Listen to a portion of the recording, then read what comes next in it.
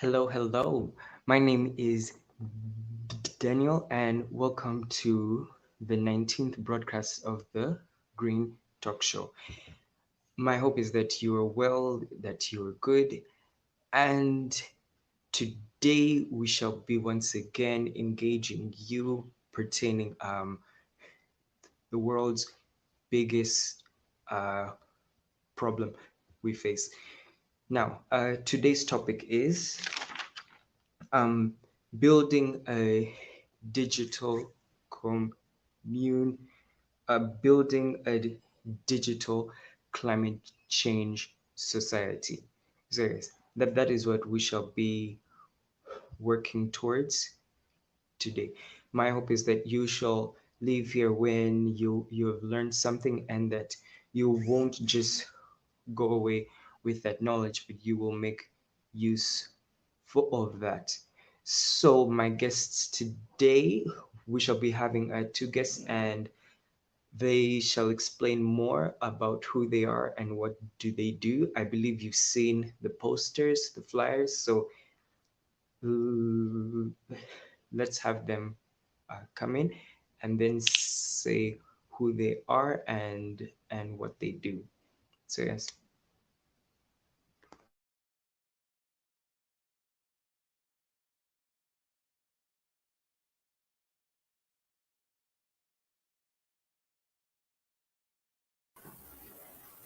Yes, sir. Hi, Um, you want me to come in yes.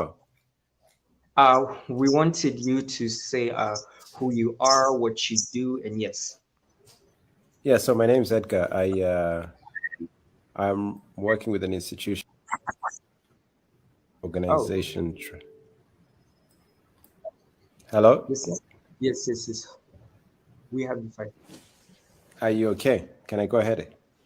Yes, yes, yes, yes. Look, it's a pleasure to be here. I don't really like to talk a lot about myself, but currently I'm working in an organization that is trying to help other institutions transform. I don't like to use the word digital transformation because I feel like digital is an abused word, but we are in interesting times. And the nature of the internet and technology has fundamentally shifted everything, including value, knowledge, how we see the world, how we create value, what it means for institutions in terms of models, in terms of growth of, and we are privileged to work with a lot of leading companies in that mold. It's a world that's changing all the time, so I don't really get stuck in stereotypes and definitions. We just feel like we're a learning organization, and so today we're going to share a little bit about what we think about how technology plays a big role. I'm not a climate expert in any way, but yeah, I'm happy to share. That's who I am. Thank you so much, sir. Now, ma'am, may you also share? Hello,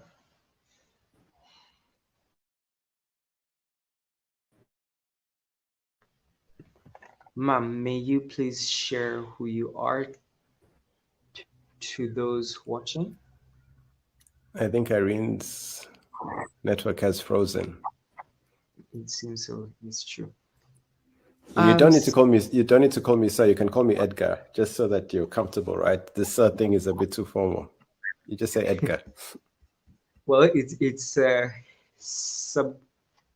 It's a thing, but so let us start off with you while we are reconnecting with with hopefully that shall work out well. So since you have explained roughly what your company does, can you explain to those watching? Oh wait, since she's back, uh, ma'am, hello. I think your network is down. I've been on throughout, but you've been breaking. Sorry, sorry, sorry. May you please share to us who you are and what you do? Okay, thank you so much, host, and good evening to all the viewers. My name is Irene Nakasita. I work with the Uganda Red Cross Society. I do communications, fundraising, and stakeholder engagement or partnerships. And the Red Cross is this organization or entity that supports the government of Uganda to manage and respond to disasters and emergencies. And among the emergencies we respond to or handle include health emergencies, and these also include the epidemics and pandemics and other disease outbreaks in the country. We come in to handle components of emergency evacuations, social mobilization and sensitizations, and also empower communities with the knowledge that they require to mitigate or prevent these diseases from breaking out into their communities, and also how they can respond or report cases that are life-threatening to the government or to the Red Cross to be able to respond or support them. Now, under the disasters, we play an auxiliary role to the government of Uganda, and we do this directly through the Office of the Prime Minister. We come in to manage or respond and mitigate sometimes disasters from occurring. But in the event that we can't mitigate, at least we come in to support or respond when disasters do occur, but also help these communities to build resiliency so that they can have life beyond the disasters. So in a nutshell, that's what we do as an entity. And we've been in existence for over 50 years. And because the Red Cross is enacted by an act of parliament, by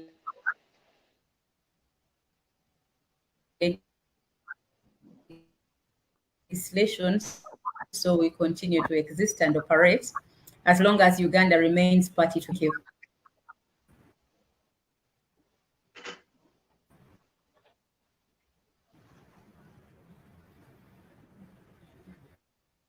Okay.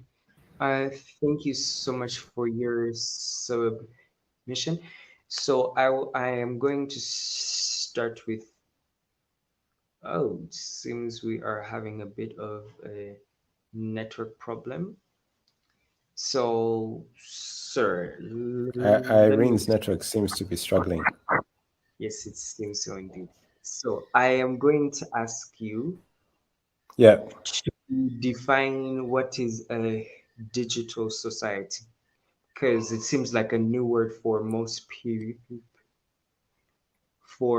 Most here, may you explain Yeah. what that? I don't know whether I can connect something else. Uh, Do you want to first finish with Irene, or should I go? Maybe repeat the question because we had lost Irene for a while. okay. Let me start with you, sir, and then while we're working with our network, we Okay, shall. no problem. Yeah, look. No. First of all, thank you again. I mean, and I forgive my manners. I didn't acknowledge the audience. And look, it's a privilege to be here, right? Look, I feel like the word digital is abused a lot, right? In the sense that we almost make it feel like digital is that there is the normal world and then there is the digital world, right? And I feel like that's such a fallacy, right? Digital is a way of life. It's how we exist today, right? So I like to think about it in the sense that most of us have smartphones. You know, we think about life in the sense that, yeah, well, I talk about the internet and digital, but if I took your smartphone away, your life stops, right? And it's an integral part of our lives. And part of that is the shift that has happened with the internet, right? And I feel like, you see, the problem with society today is that we all like to define ourselves in very rigid boundaries. Our existence came because of very clear knowledge that was very specific to us pre-internet. And, you know, like Irene explained, she's from the Red Cross. She labored to explain what the Red Cross does. I don't labor to explain where I'm from and what I do, because we now live in a world that's open, ubiquitous, democratized. Knowledge is no longer something that you can contain, control, and is specific to you. It's ubiquitous, right? And the digital world fundamentally debunks the era of how society existed, which society existed in terms of a knowledge-based entity, where our relevance individually came from specific knowledge we had acquired linearly over time. That doesn't exist anymore with the internet. Everything you know about every topic, I can access in a few seconds, right? And the phenomenon of the digital era is a fundamental phenomenon of shifting how society exists, which was the old world of scarcity, control, very specific knowledge, very specific domains, very linear paths, and a new world that is open, ubiquitous, where everybody has access to the same knowledge, where expertise is not as important as curiosity. Learning becomes more important than having specific knowledge, and the world becomes open. We don't exist in terms of linear domains or geographies. We don't exist in terms of, the world doesn't exist in that I'm in Uganda, I'm competing with a company in Uganda. The world exists in the fact that you young people here, everybody who is on this call has spent 90% of their day on platforms that don't exist in Uganda. You spent your entire day on Google, Facebook, Instagram, WhatsApp, Netflix. And if you think about all those platforms that don't exist in Uganda, they are taking the entirety of your day. The digital era is a fundamental shift. It's one of those things where I like to talk about the world moves from a scarce, closed world to an abundant, open world. But it's very difficult for most of us in modern society to understand this because we're very comfortable in our definitions. We're very comfortable in our pre-existing definitions. I'm an engineer, I'm a doctor, I work in banking. So, and in my world, so for example, what we do in IDEX, I work in media sector, in telecom, I work in the media industry, the banking industry, the telecom industry. We're all in the same world, right? We're all in a world where we're just competing for human attention. There is no boundary. If I asked you, if you went to the, what you call the valuation of the top 5 companies, if you looked at the top 5 companies and I asked you what industry are they in, you can't talk about it, right? What industry is Amazon in, for example, right? Microsoft, largest company in the world. You can't definitely define Amazon as being in the retail industry when they have cloud computing, they have media, they have retail. You can't define what industry Facebook is in. You can't define what industry Apple is in, right? And yet these are the biggest companies in the world, right? But we still, and they take our attention, they solve multiple problems. They're broader across societies, right? So we need to stop thinking about the world in terms of digital and analog, right? We need to stop thinking about the world in terms of, we need to start understanding the world in terms of a shift from what I call the industrial era to what might deem the digital era, which is a new era where information is no longer scarce. Information is no longer your leverage. It's democratized. It's accessible to everybody. Domains are no longer linear. You're not competing. If you're a bank, you're not competing with the bank next door. You're competing for attention. A young person in Uganda is more likely to spend most of his time on Safe Border and mobile money platforms than he is to have a physical bank account. If you're in a media company, let's say New Vision, you're not competing with Monitor because you're dying. I'm not buying newspapers because I'm getting my news on Twitter, Instagram, Facebook. New Vision can't touch Twitter, right? You're not competing with independents, right? If you're a doctor and you have a clinic in Kamocha, you're not competing with the other doctor next door because I'm getting all my diagnosis on Google and going straight to the pharmacy. This is a fundamental revolution of society, right? It's fundamental. It's not even linear. It is catastrophically fundamental. And until human society starts to understand that the definition of the old era, which was a knowledge-based era, where knowledge was very specific to you, and the definition of a digital era, which is an abundance-based era, where information is ubiquitous, is a fundamental, complete shift, right? So you think about modern companies, modern societies, modern existence, and every modern company, every modern society, every modern institutions, their entire relevance is continuously being diminished because they don't have the ability to evolve. Because the essence of their existence was built around the fact that, I am X so-and-so company, and I give you X knowledge.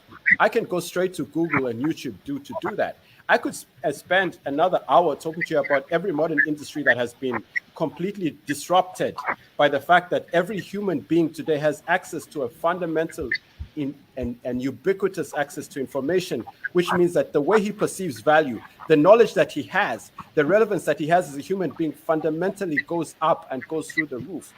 But there's not enough time to talk about that.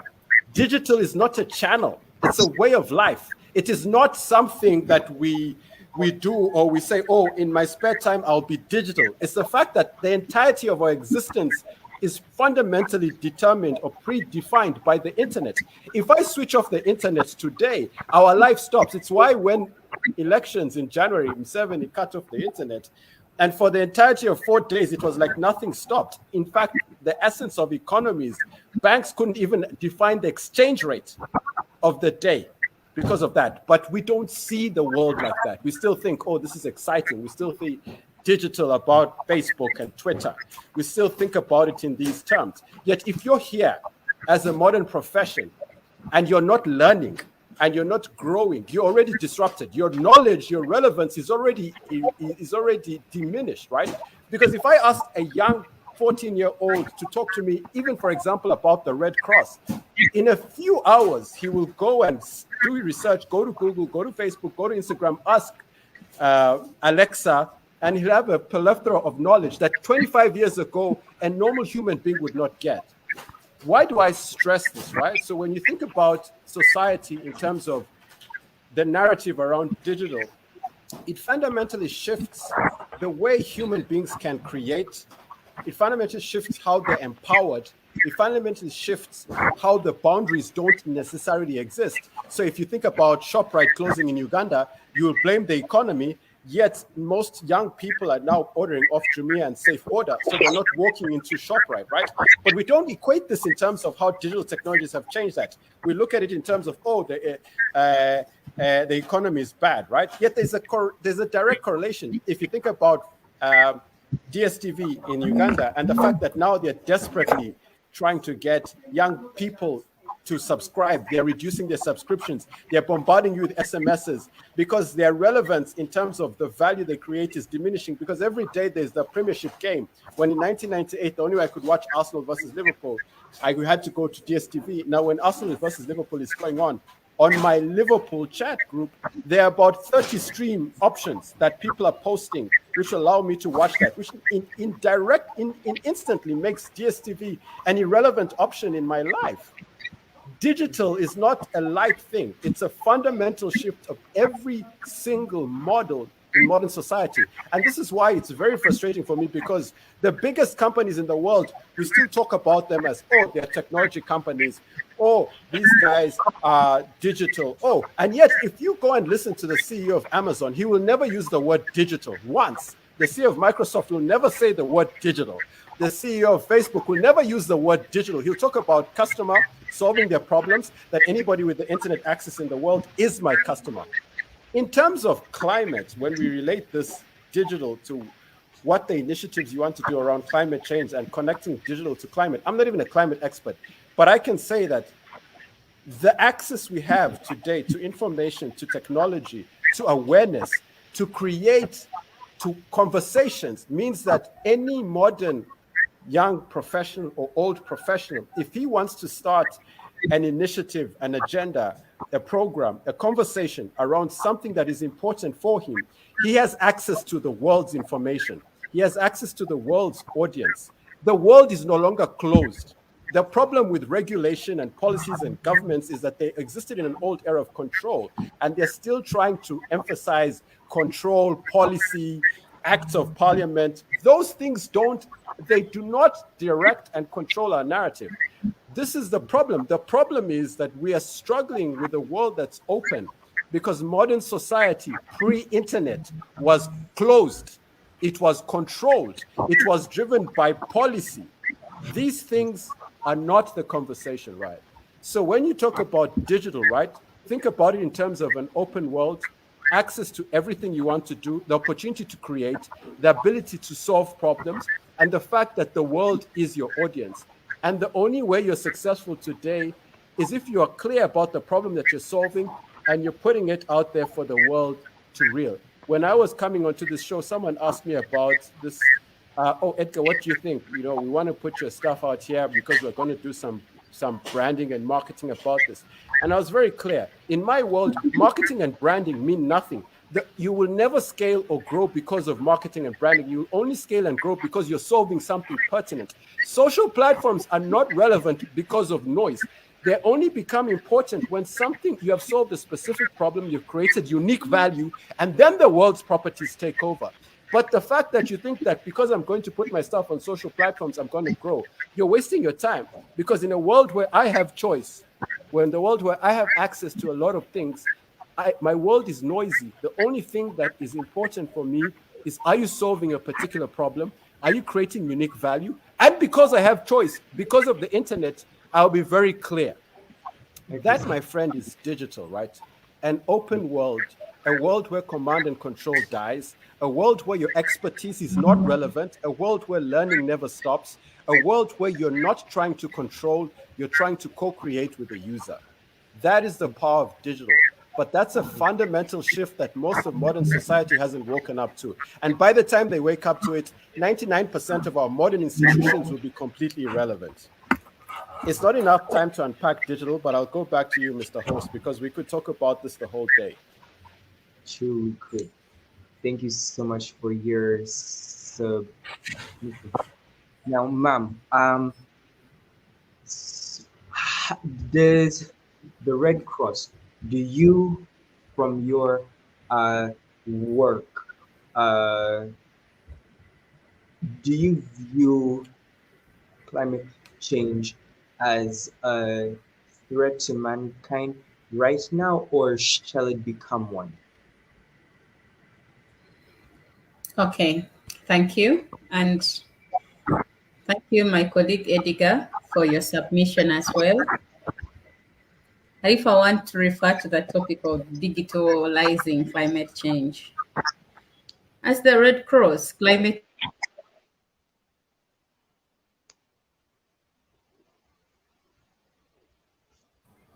Have I lost you guys? Are you able to hear me? Yes, yes, we can. We can hear you, Irene. Okay, thank you. I'm saying it's still a very, very big fundamental problem, climate change, and it's a very, very big threat to everybody in the world, not just in Uganda.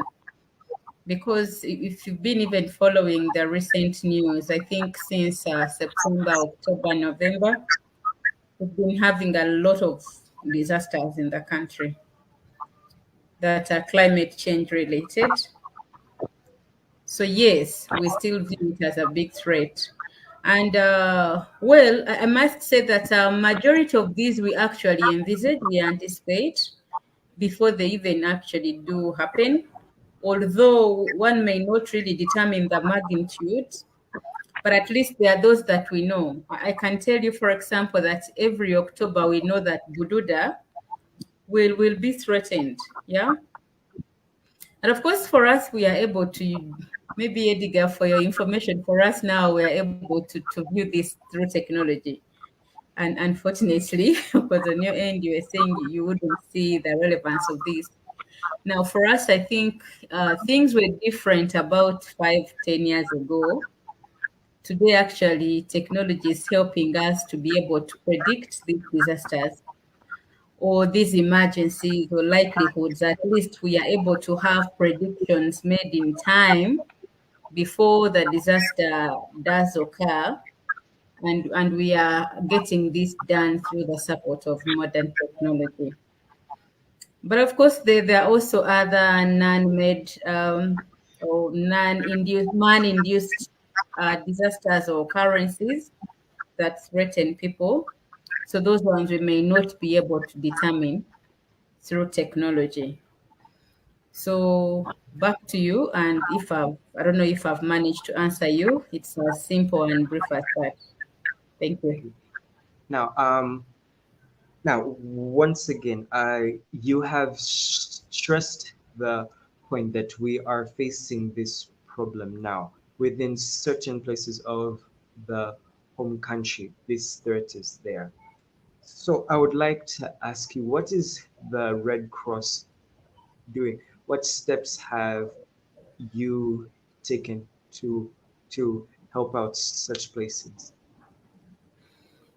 Okay, thank you again, moderator. This challenge actually is, and Red Cross can't handle it alone. The Red Cross can't play in this field alone.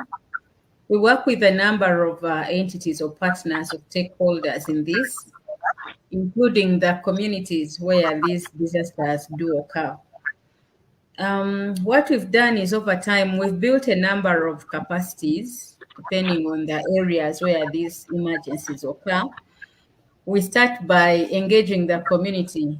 And if you can remember in my introduction, I said we do a lot of sensitizations because we believe in empowering people with knowledge and understanding about specific phenomena that we do introduce in communities.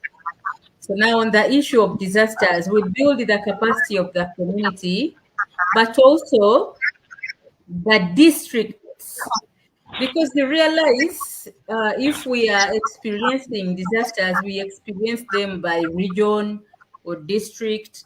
So we start by forming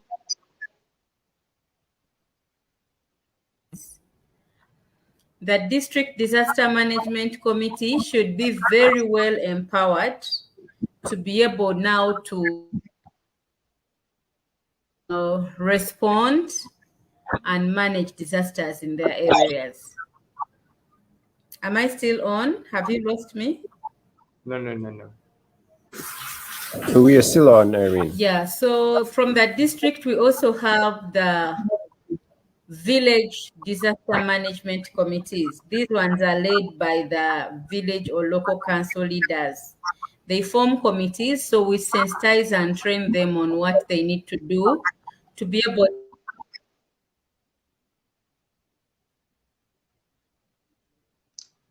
Seems we have lost Felicity.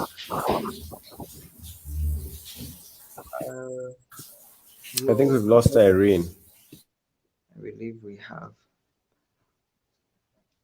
Um, while we wait for her, can you explain briefly how this?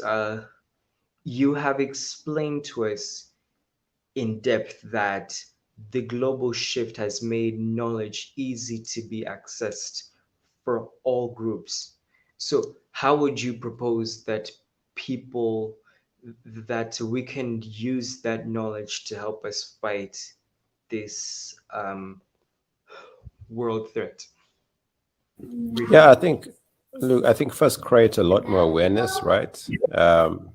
Be very deliberate about how it affects your communities. I think the world is an open global marketplace now. I think, the climate change conversation is a real one. It's a real threat, right?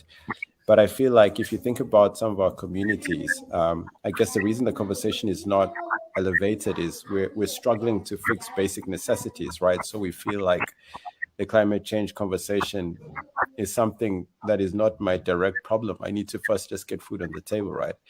I feel like we have quite a great audience and platform. I think we need to talk more openly about the things that are happening in our environment, the disasters, the climate situations, the climate shifts that are changing in our environment. I think we need to create more awareness about this with all sorts of demographics, right? And I think that digital gives us a great opportunity to do that, right?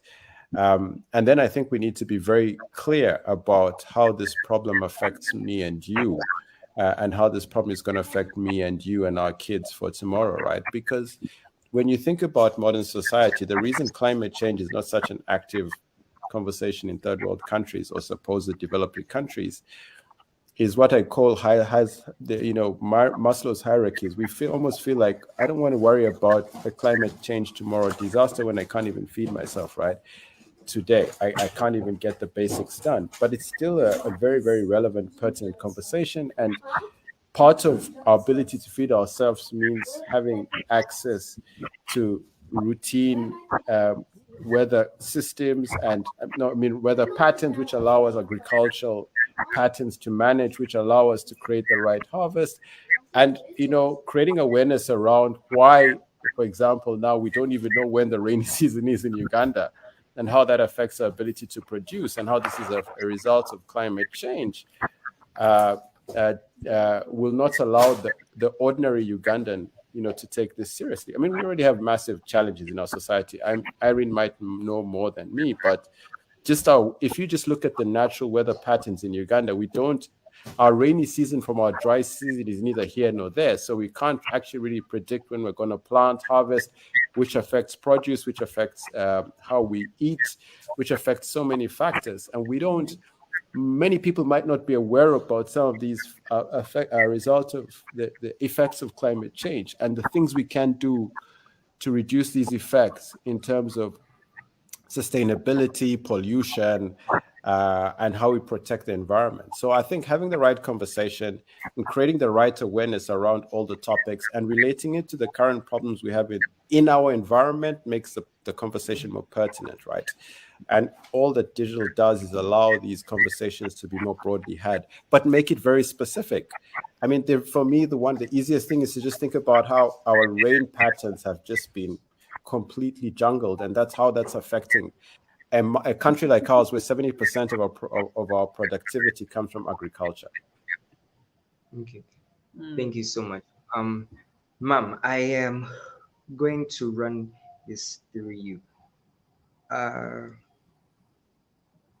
while we were building back, while we're building forward from this COVID-19 uh, problem, how do you propose that we can build forward using knowledge that can help us make sure that we maintain the natural balance? Actually, I might say that COVID is actually now a way of life, and we need to appreciate that it may not be our way today or tomorrow, but we need to live with it. So even I'm not even speaking about recovery from COVID. I just want us to appreciate and embrace COVID, so that we integrate it into what we are doing and what we envisage to do even in future. I don't see how the existence of COVID is even going to stop climate change related disasters. Not at all. Yeah. I do not see how, if I wore my mask today, how will that affect climate in any way? No way at all. Yeah. So I would just implore us all to appreciate and embrace COVID as part of our day-to-day lives, and probably just be more creative and introduce new ways of living life with this pandemic. Except that for climate related issues, we need to now most of these are brought about by us people. Yeah. If you go to see even in TV, I see so many campaigns that are being done by the private sector, where they are helping us to appreciate nature, learn to protect the environment, learn to stop land degradation, pollution, among other things that should help us to protect the environment and prevent